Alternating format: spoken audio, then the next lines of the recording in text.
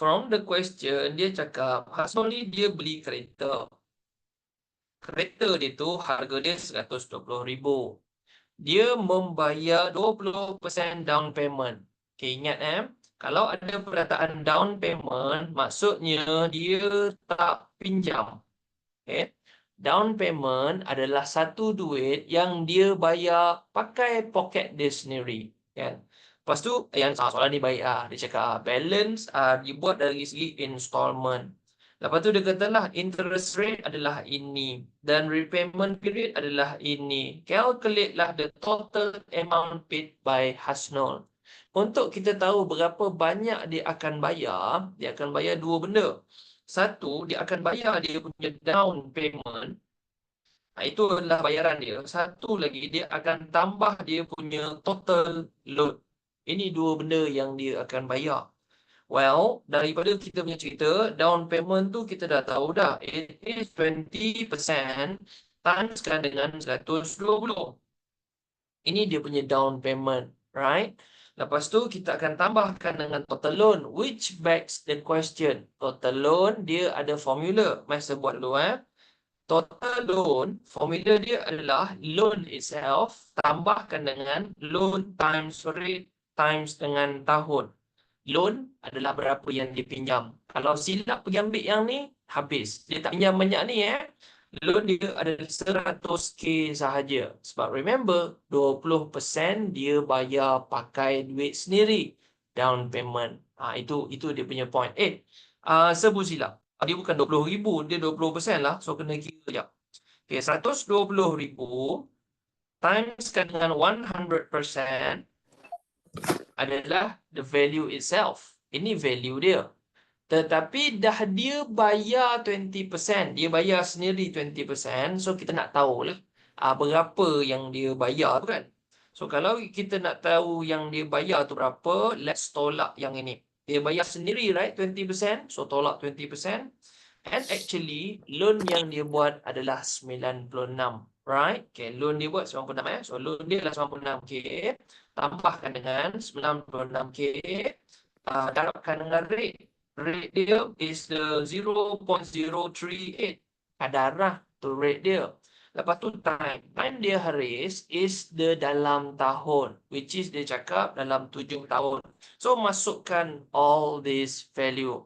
And by doing that, should be nanti you dapat total loan dia. So, masukkan sekejap It is 96,000. Tambahkan dengan 96,000 darab dengan 0.038 darab 7 should be, kalau tak ada salah tekan and whatever, ini adalah total loan dia. 121,536. Okay, so this is the value and should be kita dah boleh dapat jawapan kalau kita total up dua-dua tu It's just that the down payment Down payment tu saya tak tambah lagi. Down payment adalah 20% daripada 120,000 and we are going to get 145 something which is yang ni Okay, so itu jawapan dia. Boleh Okay, kita teruskan kepada question kita yang seterusnya. However, let us sambung kepada the next one. Okay, so untuk next ni, dia cakap lah kita ada satu right angle triangle. And I want to remind you, kalau ada segitiga sudut tegak, ini adalah trigonometry ataupun theorem based on keadaan dia lah. So, dia pun cakap, tan ahem adalah value ni. Carilah panjang PR. You know why? Kenapa dia cakap tan tu adalah negatif 3/4 dan ni benda ni Kalau negatif, maksud dia, ni tan ni sebelah sini kan? The benda macam bola ni dia apa? Theta ni kan? Theta ni sebelah sini kan? Theta ni sebelah sini. Kalau negatif, maksudnya sebelah sini. Maksudnya theta ni. Theta kecil ni. Cukup dah lah. Ingat benda tu je kat saya. Right? So, kalau dia positif, maksudnya dia tengah cerita pasal segitiga yang sini. Tapi kalau negatif, dia sebelah berlawanan. Meaning that dia nak cakap pasal angle dalam ni. Itu konsep dia. Right? Okay, dapat kat situ So, what are we going to do is, dia suruh kita cari panjang PR, which is yang inilah. Okay, kita nak cari yang ini. First of all, Tan theta, tan adalah apa tu? Opposite over adjacent. So kalau kita tengok kepada tan kita, theta ni opposite dia 6. So this is 6. So tan theta adalah 6 over dengan dia punya adjacent. Adjacent adalah yang ni, yang bukan hypotenuse tu. So adjacent dia adalah QR. So adjacent is QR. And at the same time, kalau you ignore the negative tu, you just ambil je 3 dengan 4, you letak B lah. Easy sebab benda tu ratio, right? Ada the trigo ni ratio. So daripada sini, we kind of boleh tahu lah QR tu berapa. Sebab 3, bagaimana jadi 4? Darab 2. 4, darab 2 jadi berapa? 8. So we kind of dapat dengan cepat. QR adalah 8. So QR ni adalah 8. And by the way, dia suruh cari PR. What do you see of the PR? Dia ada satu lagu ya. Lagu dia, depan 9B hypotenuse. And how do you find hypotenuse? Hypotenuse adalah root of tapak square tambah dengan tinggi square. For those of you yang di LP, it is height square times dengan base square. Times pula, plus dengan base square. Nanti you dapatlah hypotenuse tu, kalau you calculate, nanti dapat 10. Okay, okay, so that is soalan kita yang kedua. Let's move on. Kita pergikan pula kepada the next one. Okay, saya dah buat ni. Ignore dulu yang benda-benda yang saya buat ni. Let's discuss kepada yang ini. But if you guys remember lagi, or if you don't, never mind, saya ceritakan, kita ada no, it's not never mind, it's not good, tapi saya ceritakan balik. It's TCL, triangle, circle, line. Dia, untuk you main benda yang I bakal cerita ni, you need to have a triangle. You need to have a circle around the triangle, di mana maybe I don't lukis ni baik enough. You know what? Lukis triangle dulu payah. Okay. Dia punya triangle tu, dia must menyentuh semua sisi of the bulatan. Get it? Get it, Arisam? Dia mesti sentuh tu. And then last kali dia ada line. Line itu mestilah satu line yang sentuh permukaan. In whatever reason, kalau macam ni tak jadi. If like this, dia bukan TCL. TCL line tu mesti sentuh satu permukaan sahaja. And you know what will happen? Game dia adalah macam ni. Right, let's say you tahu angle warna merah ni. You know how much is the merah one, okay? And if you nak tahu, dia ada kembar, twin. Kembar dia nak cari macam ni. You angkat, you lukis je balik angle ni sekali. You lukis, tapi you only stop dekat triangle hujung. Dekat line triangle yang hujung tu. Sini lah, you stop kat sini. Dan you jalan dekat line ni, ini dia punya kembar. Kembar ni, what is the meaning? Let's say you know ini 70, then dia punya kembar pun mesti 70. Some sort like that. Okay? And sometimes dia guna dari segi reverse psychology. Begini, you know things yang dekat sini. And you tahu benda ni adalah kita punya, and benda ni adalah kita punya TCL kan. So kalau TCL, we understand that dia mesti ada kembar dekat hujung ni. Okay, ini sebab saya dah biasa buat. Tapi kalau you tak biasa, maybe you boleh lukis balik. Okay, lukis balik dia hijau. Tarik sampai ke hujung line of the triangle. You jalan dekat line tu and you will see. Needless to say, you understand, right? Kalau ini 80 and the hijau over here 80. Dia like kembar. Okay. Apa tu? Apa? Semana Q dalam diagram? PQR dan PST. PQR dan PST adalah tangent kepada bulatan QUS. I think dia salin balik soalan dan dia salah. Tak apalah, tak penting pun. Tak penting pun atas tu, tak tengok pun you still boleh dapat the jawapan actually. Okay?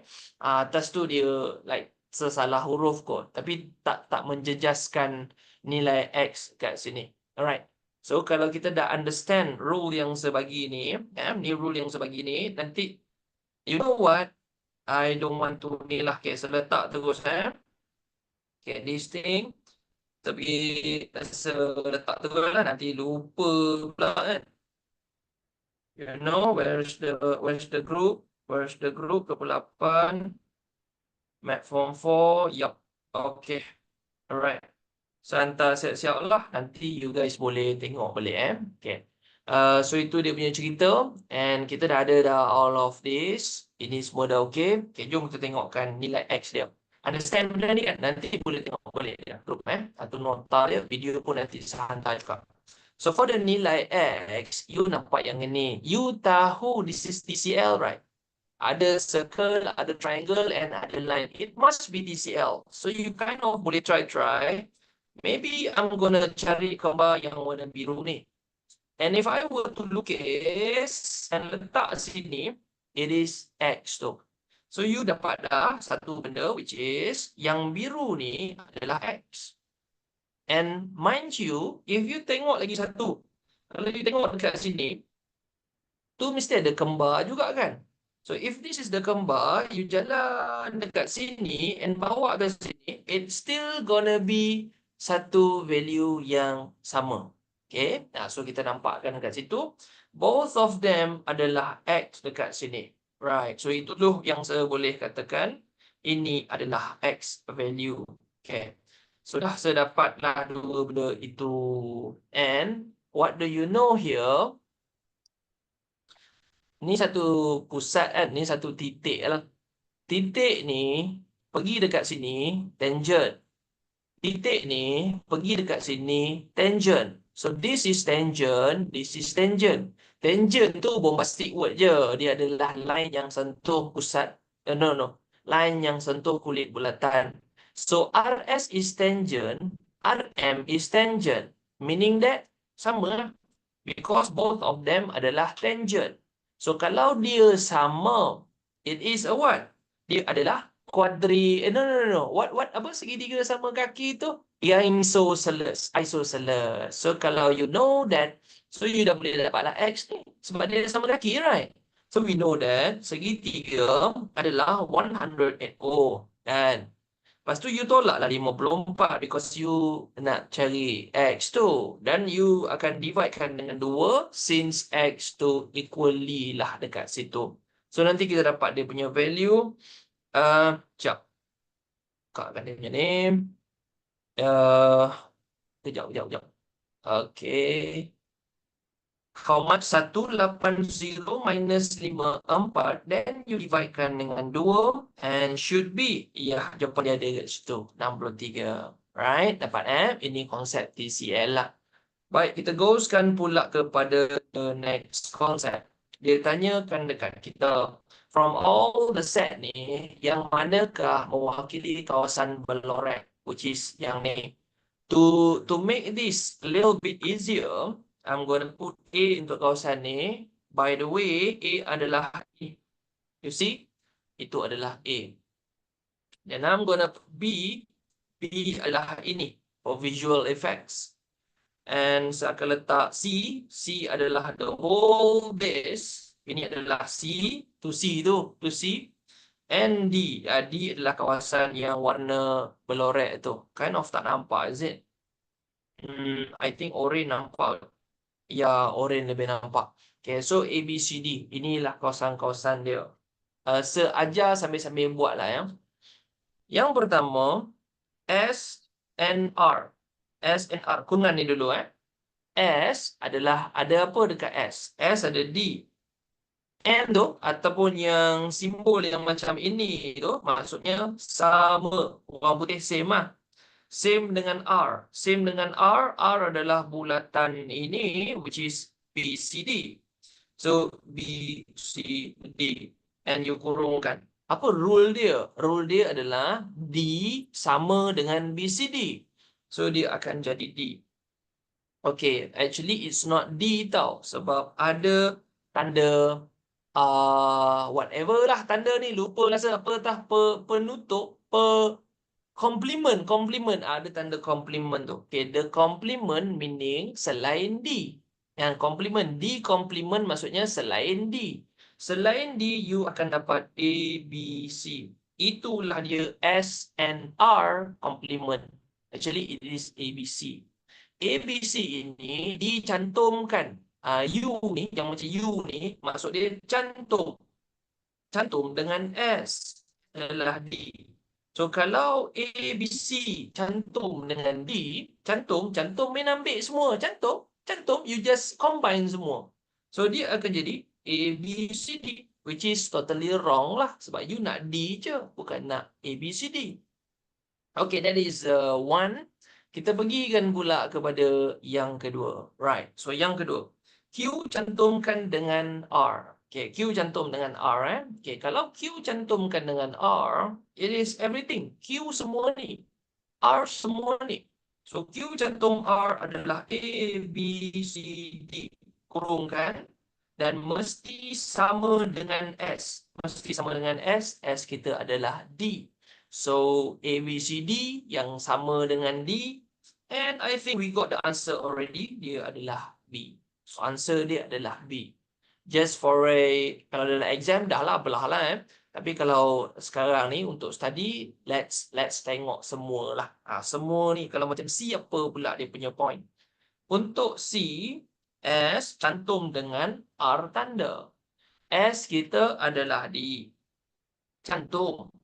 R tanda. R tanda selain R lah.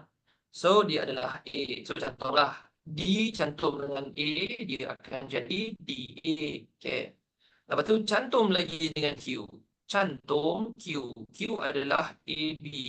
So, bila dah cantum, dia jadi ABD. Which is not what we cari one. Okay, so, itulah C. It is kawasan ABD. And kita tengokkan yang last kali. Q cantumkan dengan R. Teruslah. Q cantum dengan R is ABCD. Dan dia mesti sama dengan S tanda. S complement. S complement means selain daripada S. Kalau selain daripada S, you akan dapat ABC. Meaning that you will get ABC untuk kawasan dia. Which is semua itu membuktikan which is dari salah. Okay, so itulah cerita dia. Right. Alright. Let's go kepada question ni pula. Aduh, pemadam tu kadang jadi, kadang tak jadi. Right. Since dah ada jawapan dekat sini kan. Let's play around. Let's play a bit. It's just that setukarlah dia punya nilai tu dulu. Kejap saya nak buat. Okay, perhatikan baik-baik. Yang pertama, rule dia adalah kalau saya dapat M yang ini. Let's say I dapat kecerunan garis hijau. Wouldn't it be sama dengan kecerunan garis BC? Yeah, it is. It's a rhetorical question. Sebenarnya, kalau saya dapat MAB, actually I also get the MBC. Sebab dia adalah satu line yang lama. Hence, dia adalah selari. Okay? Establish dulu rule itu. Once dah establish rule tu, kita go kepada rule yang kedua. Bukankah ini pintasan X? Di mana line kita sentuh paksi X. Then, it's kind of easy. You dah tahu dah, negative 2, 0. Y mestilah kosong dekat paksi X. And bukankah ini pintasan Y? Same thing juga. Kalau dekat paksi Y, X kita 0. So, you boleh dapatkan dulu dia punya value ataupun dia punya koordinat.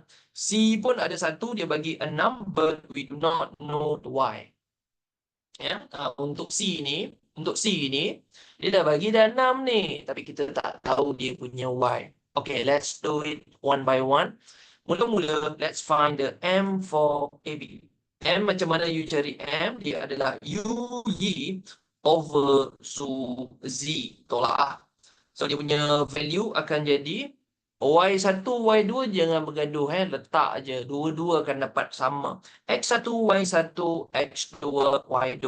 Let's masukkan. So, Y2 tolak Y1. X2 tolak X1. Do not forget the negative. And let me 8 tolakkan dengan 0. And you dividekan dengan 0.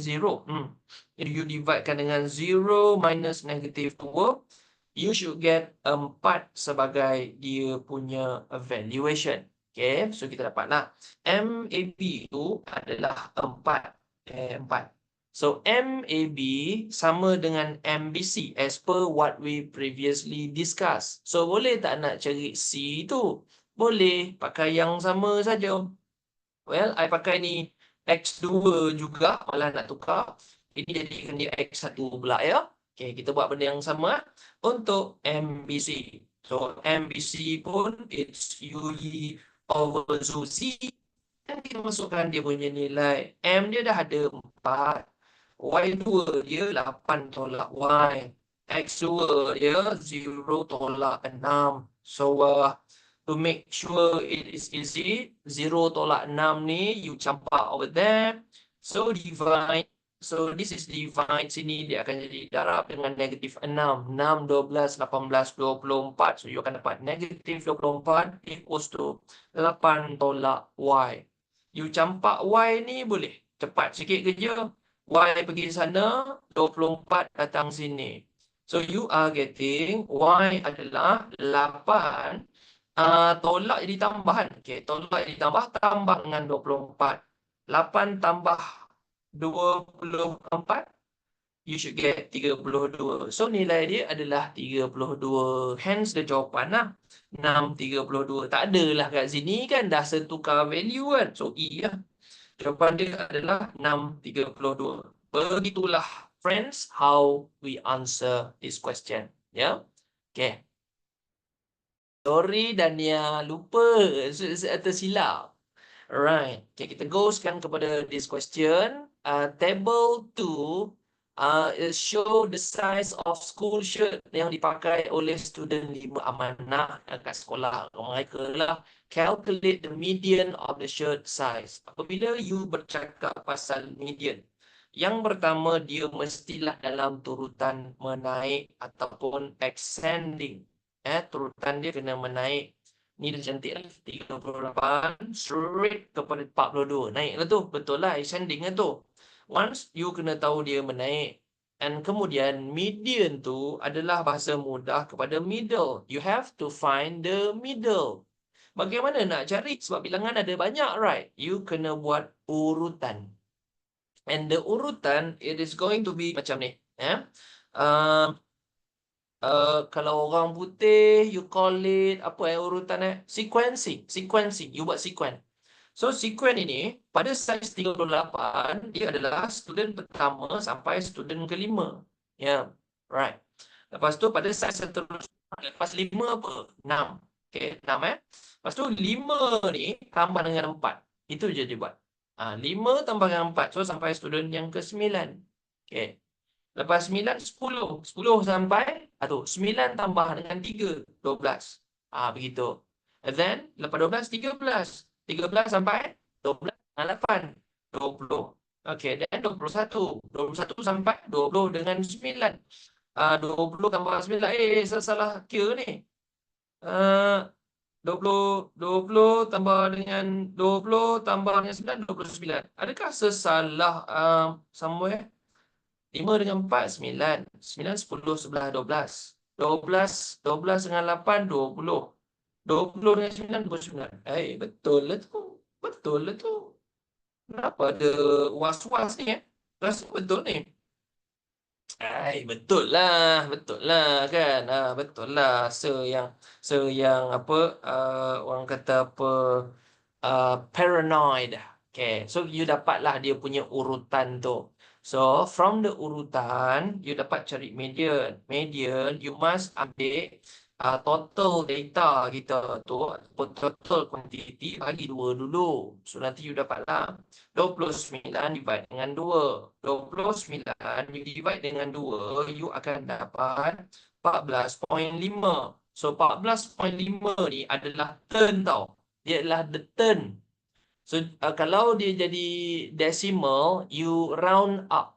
Jadinya, median you adalah turn yang, kalau round up ni, turn yang ke-15. Mana data untuk turn yang ke-15? Okay. Untuk turn yang ke-15, you akan ada kat mana? Ni 5, 9, 12. Ada kat sini. So, dekat sini lah. Around sini lah. Ni turn 13/20 lah. So, dalam ni lah. So, berapa? 41. And that is how you buat dia. Okay. Dapat So itulah cara nak buat median. Right? Kita gokan kepada yang ini. Yang ini no comment lah. Dia tak ada pengiraan sangat. It's just that you kena visualize. Dia bagi you satu piramid. It's a pyramid. Tapi piramid tu, for some reason, dia punya atas potong, dia letak macam tin susu, you know. Tin Milo, you know. Dia benda tu lah. Apa kita panggil tu? Silinder. Dia letak silinder atas tu. And this adalah yang atas. Okay, ini atas. Maksudnya you jadi aeroplane, you naik helikopter dan you tengok daripada atas, you nampak macam ni. It's kind of macam piramid, kan? Lepas tu dia kata, which of the following side elevation? You tengok daripada tepi. Piramid ataupun prism kalau tengok daripada tepi, of course nampak macam ni kan? Piramid kan? Tapi, dah piramid tu dia bukan buat piramid lengkap. Dia potong atas tu. Dan dia letak tin susu. Somewhat macam gitulah. So, you akan dapat yang ini saja yang logik. Just a side note, Haris. Ini kalau tengok daripada side pun nampak macam ini. Kalau tengok daripada depan pun akan nampak macam inilah. In this particular bentuk. Right? So, itulah cerita dia ya. Okay. I guess no apa ni? No sangat benda yang saya nak jelaskan pun dekat situ kan. Okay, kita tengokkan kepada soalan ini. Ni mana buat kuis tak? Tak payah lagi lah. Sebuat dulu satu, saja dulu macam mana nak buat ni. Yang kedua kita buat kuis, okay? So this is beberapa keping kad nombor. 2 keping dipilih tanpa pengembalian. Dan dia must be liking this one. Sebab dulu kita dah pernah bincang. Tanpa kembalikan. Without return. So this is take without return. Ataupun ambil tanpa pulang. So dia akan tolak satu. Alright. Game dia akan tolak satu. So let's go. Kita tengokkan cerita dia. Pertama, dia kata not prime number. Yang ini, tak apalah, saya ceritalah. Prime number ada 2 syarat. Satu dia start at 2.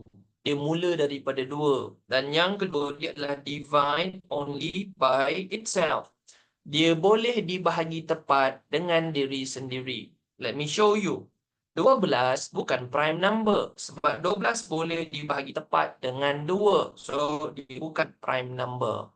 Tetapi 13 adalah prime number because 13 cannot divided tepat dengan mana-mana number unless it is 13. Untuk mendapatkan satu lah. So itu saja contoh kepada prime number.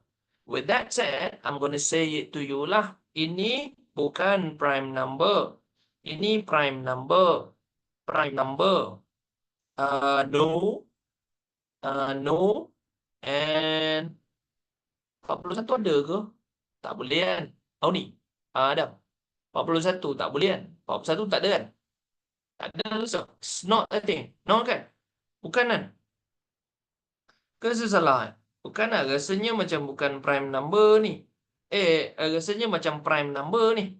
Prime. Prime lah. Prime lah. Okay, prime Alright. So, thank you Dania. Thank you Keisha. So, then we understood dah mana yang prime, mana yang tak prime. Okay, so jom kita tengokkan kepada soalan dia.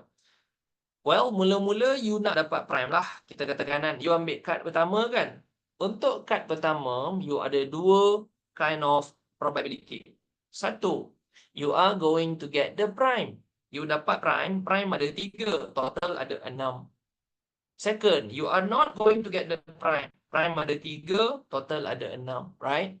Right? Itu yang pertama lah. Tak tahulah kad apa you ambil. And then untuk yang kedua, dia undisburse. Macam ni, pecah. Satu, you are going to ambil prime. 2, you are going to ambil bukan prime. Kalau you nak ambil prime lagi, please ingat benda ni. Take without return. You dah ambil satu prime. So dekat sini, you akan ada 2 je prime. Sini you dah ambil satu kad. So dekat sini, kad you akan kurang 1. Basically, that's the idea of it. Begitulah. Right? Okay. Tapi kalau prime pula, kalau not prime you belum ambil. So kalau belum ambil masih ada 3. Tetapi since you dah ambil satu kad, dia akan jadi 3/5. Okay, so begitu Kenapa dia dekat sini 3/6 pula? Sebab prime number ataupun kalau prime dengan bukan prime ni, oh kenapa 3 bukan 4? Mana boleh 4? Sebab prime ada 3. 1, 2, 3. Prime ada 3. Kalau ada 3 tak boleh tau. Ha. Ada 3 kad, so 3 lah atas. Macam tu kalau prime dia ada 4, 4 lah. Macam tu ya. Okay. So itu yang pertama. Let's tengokkan pula yang kedua. Yang kedua, same concept. You either dapat prime ataupun you dapat bukan prime. So kalau kita tengok konsep yang kedua, first you dah dapat no problem. Tanya je, tanya banyak-banyak jangan tak tanya. Okay, first you dah ambil tak prime, then you nak ambil prime. Prime you belum ambil, so ada 3. Kad ada 5 lah. Kad dah ambil 1 dah. Kalau you nak ambil prime lagi, dah tinggal 2 lagi kad prime. Sebab mula-mula tadi dah ambil. So ini 5. Okay, so begitu. And what is the question for us? The question here adalah the both card adalah bukan prime. So kalau bukan prime, you main yang mana? Ni lah. Bukan prime. Bukan prime. Darab benda tu. Dia bukan atauan, dia dan. Dan. Apa ni? Bukan prime dan bukan prime. You akan darabkan dia. So it is going to be 3/6.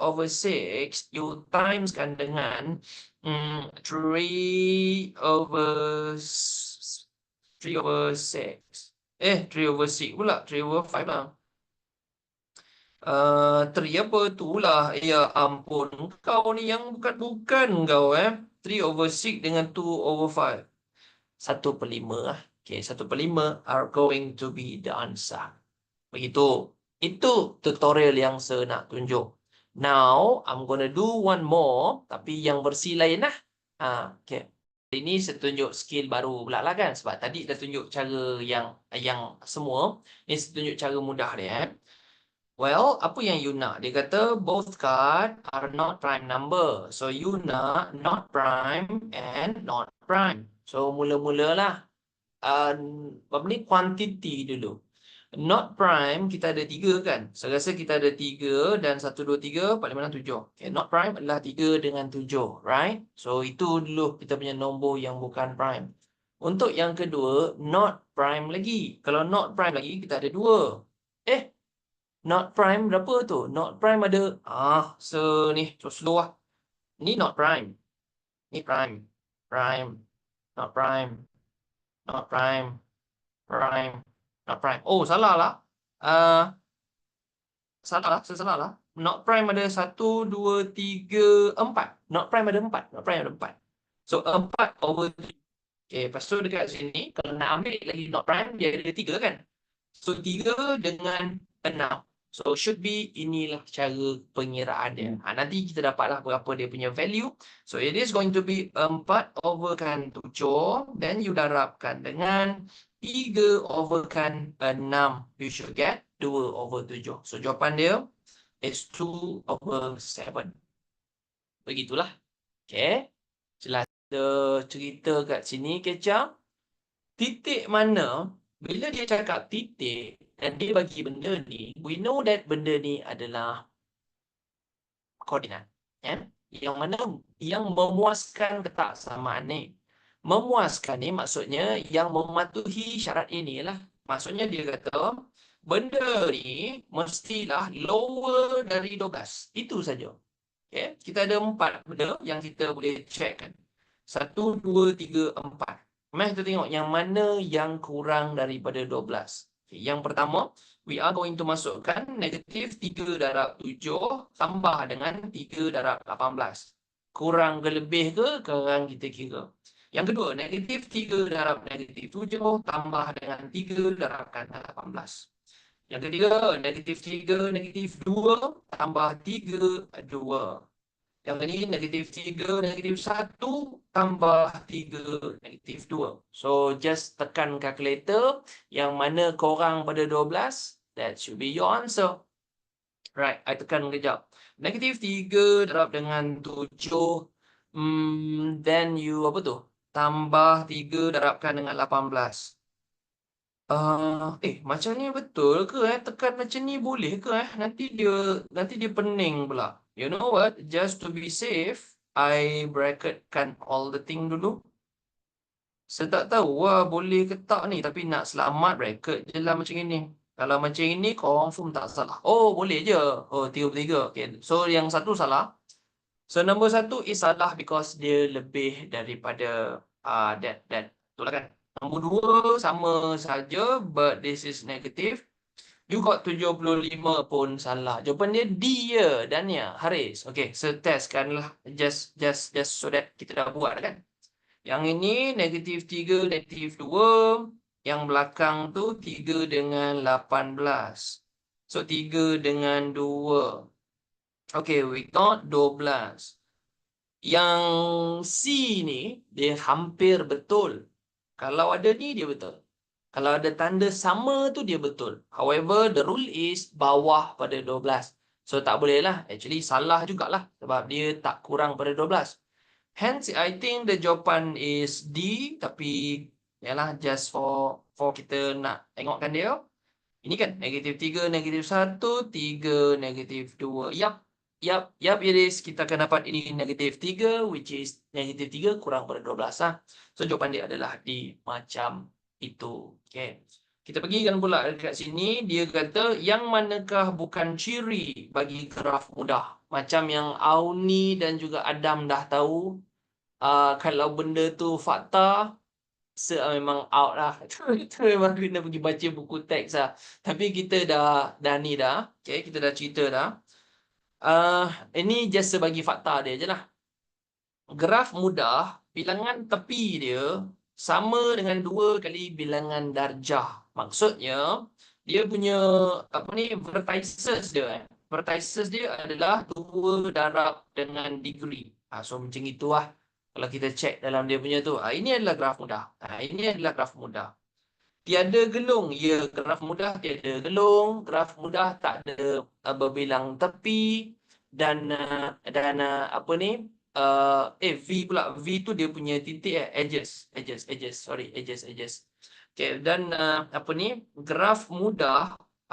Graf mudah dia apa ni tak ada pemberat. So ini bukan graf mudah, not a graf mudah. So jawapan dia D so ini fakta lah. Okay, fakta boleh tengok buku teks nanti Right, that's it untuk dia punya cerita. Yang ini let us okay lah, tak apalah, saya buat dulu. Lepas tu yang kedua saya jadikan dia quiz. Okay. So dia bagi kita graf. Okay. Bila dekat graf, tolong ingat kat saya benda ni. Just to simplify, kalau dia cakap graf, fx ni adalah y. Dah. Ya. Kalau graf lah. Kalau cerita pasal graf, fx tu adalah y. So nak senang buat je. Y sama dengan negatif 1x. Y tolakkan dengan 2x. Which is setukar bagi jadi bentuk yang kita lebih familiar and I think better untuk kita kirakan. So kita dah dapat dah benda tu. Okay. Apa yang kita boleh nampak daripada sini yang boleh tolong kita for the question? One thing, kalau you tengok kuadratik kan. Kuadratik ada A, ada B, ada C. Kalau tengok kepada A dia, which is yang dalam square ni, dia adalah negatif. Kalau negatif, graf dia berbentuk masam ataupun berbentuk maksimum macam itu. So from here, you kind of boleh tahu A dengan B dah salah. A dengan B dah salah, kita ada C dengan D as our competitor. Yup, okay. Bagaimana kita boleh tahu dia C ataupun D? Kita pergi buat kiraan calculator lah, kiraan kuadratik itu kan. So, quadratically, you pergi tekan menu A, polynomial. Alright, polynomial degree dia 2. A dia negatif 1. Follow saya. A dia negatif 1. B dia negatif 2.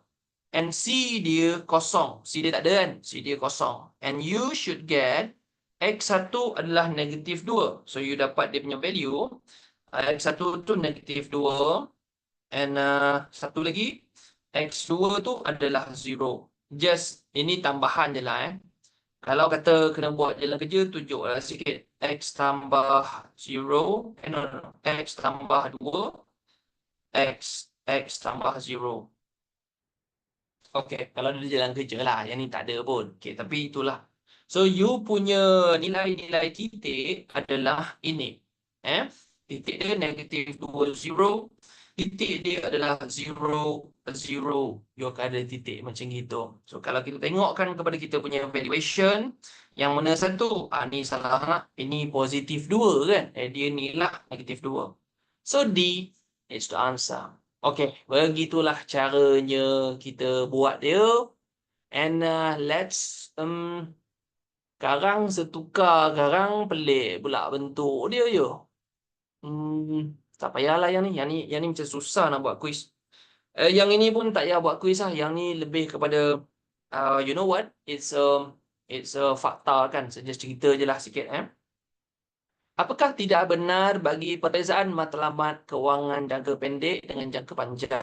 Matlamat kewangan ni maksudnya apa yang kita nak buat dengan duit tu. Jangka pendek dengan jangka panjang. Jangka pendek ni benda-benda yang kita nak buat kalau ikut realitasnya. Yang inilah yang nilai-nilai kecil, bawah daripada setahun. Sebagainya macam itulah. Jangka panjang ni selalunya melibatkan nilai wang yang besar kan, dan pada jangka masa yang panjang. Okey, dia kata apa? Matlamat jangka pendek tidak melibatkan amount yang besar. Betul? Betul? Betul? Okey, betul. Jangka panjang amount besar. Betul. So betul lah. Okey, so kalau tak melibat amount yang besar, inilah 5,000 ke bawah betul lah. Laptop, handphone, sofa yang kecil. Yang biasa-biasa. Yang main puluh-puluh ribu ni. Universiti puluh ke ratus ribu, pencen paling sikit pun 500 ribu, kena ada account semua kan. So ini besar, betul? Logik tak? Okay. C, tidak perlu membuat pinjaman, perlu membuat pinjaman. Yang ini kejap lagi saya cerita kenapa dia salah. Betul, dia melibatkan masa yang pendek. Dah matlamat jangka pendek, pendeklah bawah pada setahun. Matlamat jangka panjang selalunya 5 ke 10 tahun punya matlamat. Jadinya kita dapat 1, 3, A, B, D ni betul. C ni secara logiknya nak macam betul. Tapi dia salah. Sebab matlamat jangka pendek tak perlu buat pinjaman. Betul lah. Betul lah. Perlu buat pinjaman. Untuk matlamat jangka panjang perlu buat pinjaman. Ini adalah normalisasi yang kita biasa dengar orang buat. Nak beli kereta, nak beli rumah, dia buat pinjaman. Tapi keyword dia perlu. Adakah perlu? Sebenarnya kalau kita ada cash, kita tak perlu buat.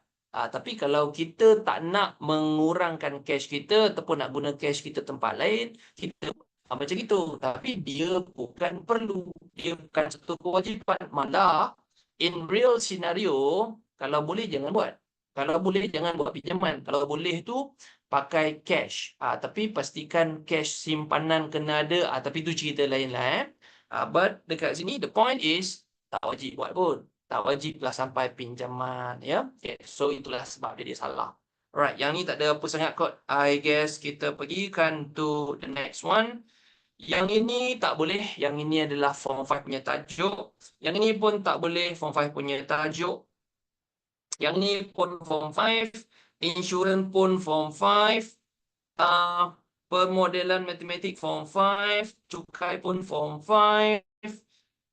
Ya, yang ni boleh. Yang ni segitiga. Segitiga boleh ya. Okay, so jom kita buatkan topik ni. For this, I don't think semalas nak buat dulu. Setukarlah jawapan Setukar dia punya soalan sikit. Okay. Jom kita kirakan yang ini First of all, konsep yang pertama adalah tolong jangan start dengan benda yang susah. Why don't you just ambil benda purple ni, kan? Segitiga purple ni, dan you boleh dapat dulu nilai Y tu. Sebab at the end of the day, segitiga adalah 180. So 180, kalau you nak Y, you tolaklah 110 tolak dengan 32. Nanti you dapat nilai Y dulu. So 180 minus 110 tolak 32, we are getting 38. Everyone, our first establishment, Y adalah 38. Right? Y adalah 38. Okay, dah. Simpan yang tu dulu. Okay, sepadan sekejap Okay, Y 38. Yang kedua, we got that UQR. Saya tunjuklah UQR kat mana. U keng Q keng R. Sini situ je. Okay, so Y lah. Dia nak cakap Y lah tu. So UQR adalah Y. Y ialah, ikut jaya dia. Y ialah 2 kali PQV. Where is PQV? PQV. Ini PQV. PQV saya tak tahu, saya namakan dia merah. So, 2 kali PQV adalah 2 kali merah. Can I find the answer now? Yes, we do. Because kita dah tahu Y38. 2 kali 2 darab dengan M. M tu berapa? M adalah 38 divide 2. So, you are going to get 3/8/2, kita dapat 19. Itu 19 ya. So, saya letak sini, M ni 19 Right, go to the jawapan. Apa dia nak daripada kita? Dia nak X, Y, Z. Oh, ada satu benda lagi kena cari. Okey, sekejap. M ada juga, everything dah ada kat situ. Baiklah, okay. So, kalau begitu, oh, senama ni M tak nak. Nama dia bagi nama PQV Ini nama dia PQV ya. Senang, nanti nak pakai balik kan. So, that is angle of PQV. Once kita establish all of this, kita boleh cari Z itu. Z adalah segitiga yang warna biru ini. Okay. Tengoklah yang mana terlibat. Satu yang ini. Okay. Yang ni biru ni. Which is, I know you know how to find. Dia adalah 38 tambah dengan 19. Right? Itu adalah untuk the Q. Sini you ada 82. So, boleh cari Z ke tak? Yes, boleh. Z adalah 180 tolak 82 tolak 38 tambah 19. Okay. 180 tolak 82 tolak 38 tambah 19. And what do you got? 41. So, ini Z ni adalah 41. Z 41 ya. So, dah lah. Habis lah. Pergi lah cari X tambah Y tambah Z. X kita, ada lagi lah dekat situ. Okay. X tu tak cari lagi. Okay. Sekejap. Okay, X ni kind of easy sikit. First of all, PQV. Everyone tengok PQV dah ada kan? PQV 19. So, you know that PQV ni 19. Okay, ni 19. Kalau saya buatlah satu segitiga, you boleh dapat ni. You boleh dapat yang tepi ni. Okay, kejap. So, ini pun sama. 18 tolak 82 tolak 19. 18 tolak 82 tolak 19. And you will get 79. Kalau ini 79, ini pun 79. Kenapa? Sebab ini X angle. Nyanyi kan kat saya? X angle atas sama dengan bawah. Ya, atas samakan dengan bawah. And kiri sama dengan kanan. So, ini akan jadi begitulah. Ya. Alright. So, itu dia punya cerita. Tadi P itu 80. Oh, alamak. Oh, tadi saya ada adjust kan? Oh, sorry. Okay. Alamak, terpadam ya tadi itu. Aduh, itulah sebut. Okay. Terpaksa lah adjustkan sikit. If like that, yang ini kena tolak 80 sekejap dulu ya. 180 tolak 80 tolak 19. So, ini akan jadi 81. Sini pun 81. Ada lagi tak kita terpakai 82? Ada? Oh, untuk Z. Okey, untuk Z tolak 80 juga. Okey, sekejap Z 180 tolak 80 tolak dengan 3 tambah 19. So, we got the Z 43. Z tu 43. Okay. Tadi saya tukarkan 82 tu jadi 80-an. Thank you, Aris. Ada lagi tak yang tersilap pakai yang 80 tu? Tak adalah. Yang tu je lah. Okay. Now, can we got the answer? Yes, we are. X kita 81. Y kita 38. And Z kita 43. And that's it. So, we got 81,843. And jawapan dia 162. Kebetulan ya. Kebetulan ada kat sini. Actually tak boleh ada lah. Sebab saya dah tukar value. Tapi kebetulan ada. Pakailah. Soalan ni dah tukar value ya. Ingat ni. Soalan ni saya tukar value ya. Dia bukan value asal dah. Tapi kebetulan ada kat situ. Sampai Alright. So itulah dia soalan dia over here. and ya 162. Untuk interquartile, cakapkan terus je lah benda dia apa. So dekat sini kan dia minta kan, what is julat antara kuartal? Dia adalah kuartal 3 tolak dengan kuartal 1. How do you find kuartal 3, kuartal 1? Kuartal 1 adalah 25% of the quantity. 25% of the quantity lah. Kuartal 3 adalah 75% of the quantity. Macam itulah lebih kurang dia. Nanti kita sembang panjang dia. But now, let's go kepada kekerapan dia dulu. Untuk kekerapan ni, susahlah kalau ada banyak macam ni. It's better that we do the sequencing dulu, Adam. So, kita akan mulakan di sini. Yang mendapat 10, dia adalah murid pertama sampai murid ke-10. Lepas 10, 11. Lepas tu 10 dengan 11, 21. Lepas tu 22, 29. 30, 39. And 40, 3, 45, 60. Ya, so itulah sequence dia. Kejap saya tengok boleh takut salah sequence. 1 sampai 10. Lepas tu 11 sampai 21. Yap. Lepas tu 21, 29, yap. 29, 39, 39, 39, 59. Yap. Okey, saya betul lah kot. Sequence dah betul lah. So then find lah julat antara kuartal dia. Okey, untuk kuartal 1, ini agak-agak lah you nak tahu dia duduk kat mana. So 25% you darabkan dengan the total data of 60. So you dapat tempat ke-15. Tempat ke-15 adalah dalam ini ni. Ni murid tempat ke-11 sampai 21. So 15 duduk situ, skor dia 20. So skor kuartal 1 ni 20. And jangan lupa you akan ambil kuartal 3 tolak dia. Kuartal 3 is 75%. 75% dia duduk dalam kumpulan yang ke-45. Pelajar yang ke-45. Which is somewhere around sini lah kan. So 50. 50 tolak 20. 30. Macam tu. Ya. Okay. That's the idea. Kita pergi pula kepada soalan ni. Yang ini kind of lambat sikit tau kalau nak ajar. Boleh tak? Boleh lah. Sampai. Okay. So ceritakan dulu. For now, kosongkan minda dulu, kosongkan you punya ni, bagi saya masukkan saya punya perisian baru let me do the new hardware. Saya masukkan, korang download yang baru ni maybe mungkin saya punya lagi senang ke, korang punya lagi senang ke, tak tahulah, kita test dulu. Kalau korang suka pakai saya punya, kalau tak korang pakai yang korang dah sedia belajar. Kenapa bukan 21 tolak 11 mana? Kenapa bukan okey, kenapa? Oh, okey, bagus. Okey, jawapan dia adalah skor ni adalah data. Kekerapan ni adalah kuantiti. Kita guna kuantiti untuk melihat data. Ya.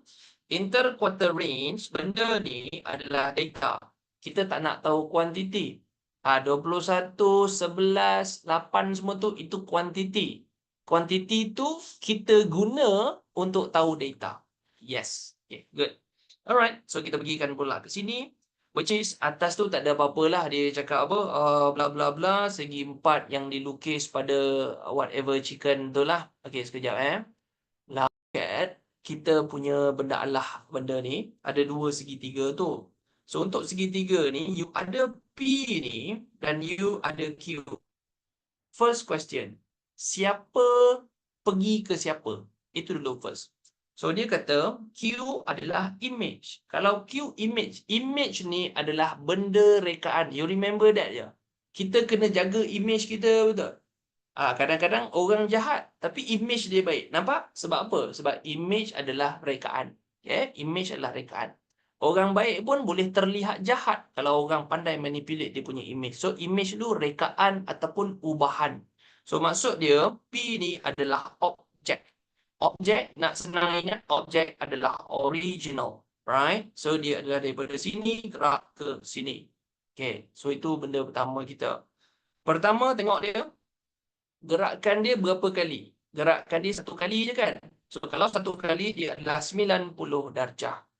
Gerakan dia ikut jam ke lawan jam? Ikut jam. So, kalau ikut jam, dia adalah 90 clockwise. Cukup dulu di situ. Okay, itu perkara pertama. Perkara kedua adalah, you kena cari dekat mana titik dia berputar. Nak cari titik putaran dia, cari satu point yang identical kembar lah. When we are talking about kembar, you ada banyak lah. You boleh pakai point ini dengan ini kan. You boleh pakai ini dengan ini. Ataupun you boleh pakai ini dan ini. So, mana satu yang you rasa paling mudah lah. Kalau yang paling mudah, saya rasa yang ni kot. Ujung dengan ujung tu kot. Senang sikit. Dia apa? Dia terus nampak titik putaran dia tu. Okay. So, saya boleh nampakkan satu benda kat situ. Either nak pakai yang ini pun boleh. Either nak pakai yang ini pun boleh lah. Mana-mana lah. Saya tunjuk yang susah lah. Boleh you belajar sambil-sambil. Okay. Kalau kita dah tengok yang susah. So, kita akan nampak ni ya. Dia akan ada satu ini. Sampai sini. Dia mesti jadi L. Dia mesti akan jadi macam L. Ini kan, ini pergikan dekat sini, dia akan jadi macam L. Okay. Bila jadi L, you kena faham juga, dia ada dua L. Dia boleh jadi ini sampai ke sini. L juga kan, warna tengah. Okay, ini sampai ke sini. Pun sejenis L juga. Tapi L mana kita nak ambil? Always ambil L yang jauh dari putaran. Okay, apa ni? Jauh pada putaran. Kalau jauh pada putaran, you tak boleh ambil yang ni lah. Sebab dia putar kat sini kan. Dia pergi sini kan. So, you kena ambil yang jauh. So, kalau yang jauh, jangan ambil yang merah. Sengaja sebuat ni dalam rekod supaya you boleh tengok 2-3 kali. Okay, so kita akan ambil yang biru. Baiklah, biru ni okay, saya buat besar sikit. Kalau kita dah tahu dah. Kita akan ambil yang biru. L biru lah. L biru ni. Bila kita dah ambil L biru, you kena tengok titik tengah dia. Pergi cari titik tengah dia sekejap. Okay, gerakkan. 1, 2, 3, 4, 5, 6, 7, 8. 8 titik betul? Kalau 8, dia punya tengah mesti 4. You kiralah daripada mana pun, dia akan dapat juga tengah. So, daripada bawah. 1, 2, 3, 4. Sinilah tengah dia. Daripada atas. 1, 2, 3, 4. Situ juga tengah dia. Okey, nak dapat tengah kan? Saya tanya satu je. Tengah nak ke selekoh berapa unit? Tengah nak ke selekoh. Selekoh benda dia. Ni selekoh. Ni selekoh. Nak cornering tu kan. Tengah nak ke selekoh berapa unit kalau you tengok? Yep, satu kan? Okay, kalau satu, dia mestilah satu melawan arus. Lawan arus macam ni. Ini arus dia tegaan. Jadi dia akan satu berlintang. Satu ke sini, satu ke sini. Kenapa satu? Sebab satu unit nak ke selekoh. Right? So, kalau satu, dia akan melawan arus macam tu. Satu ke lintang ke kiri, lintang ke kanan. Nak ambil lintang ke mana? Always ambil yang jauh pada arrow. Saya ingatkan, ini arrow dia macam ini, betul? So, you kena ambil arrow yang jauh. Jadinya, inilah dia punya origin point. So, kalau dalam soalan tu tanya kan, okay, apakah koordinat origin point? Contoh sini dia bagi koordinat 8, sini 10. Ni contoh. So, itu koordinat dia. 8, 10.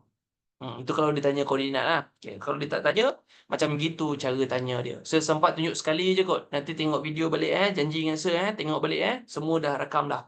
Okay, so dah ada kat situ. Itulah dia punya rotasi. Titik rotasi dia. Once you know the titik rotation, dia kata apa?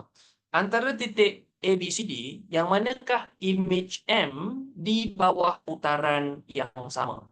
Dia nak suruh pakai M pula. Yang ni tak nak pun. Yang ni tak nak pun. Yang ni untuk dapat biru ni je.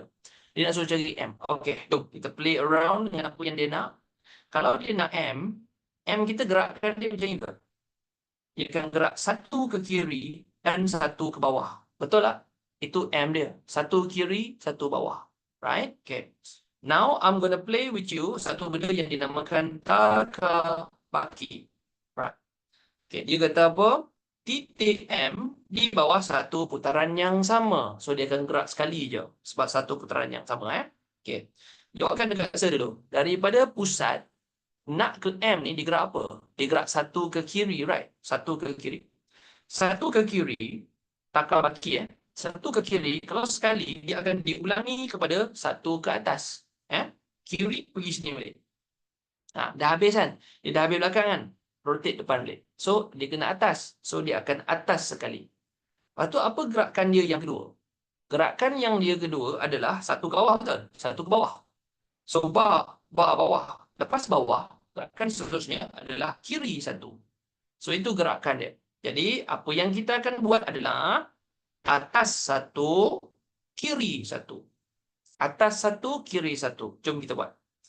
Atas satu, kiri satu. Tu jawapan dia. Atau begitulah cara you mencari bagaimana kita buat benda Allah ni.